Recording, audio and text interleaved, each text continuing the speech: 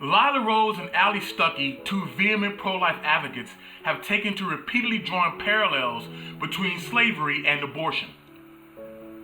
Both of them essentially hold that slavery and abortion are in the same moral or ethical boat. Here is one tweet from Lila Rose to that effect. And here's another. And here's one tweet from Allie Stuckey to that effect. And here's another. In this video, I want to lay out a logical case for why abortion is not morally equivalent to slavery. The first reason I want to give or share to make my case is that in abortion, the mother and the father are the creators of that zygote, embryo, or fetus. As the creators, they have the jurisdiction or the prerogative to decide to continue their creation or terminate that creation.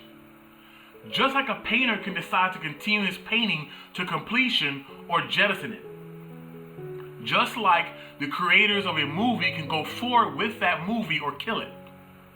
That is the privilege of a creator by virtue of the fact that they are the producer or originators of it.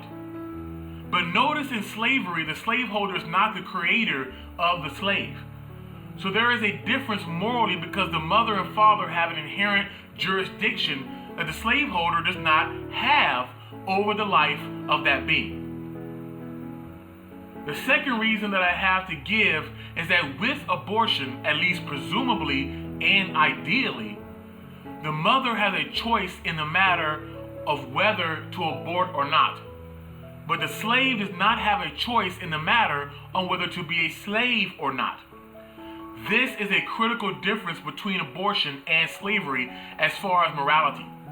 Now, if Lila Rose or Allie Stuckey saw this video and gave a response to this point, which they most likely won't, since for starters, both are busy being pregnant at the time of this writing, they would likely say, well, the fetus doesn't have a choice in being aborted or not, just like with slavery, whereby the slave doesn't have a choice in being a slave or not. But that would be an erroneous point since it is a category error, as they would be assigning to a fetus a quality or action that can properly be assigned to things only of another category. In other words, they will be assigning a property to a fetus that cannot possibly have that property, namely the capacity to make choices and exercise free will.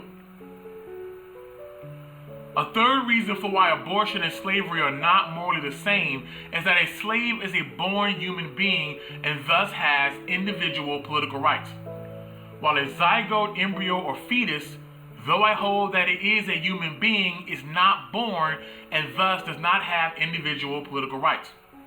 I have already made a video substantiating that thesis, so I won't go over that again.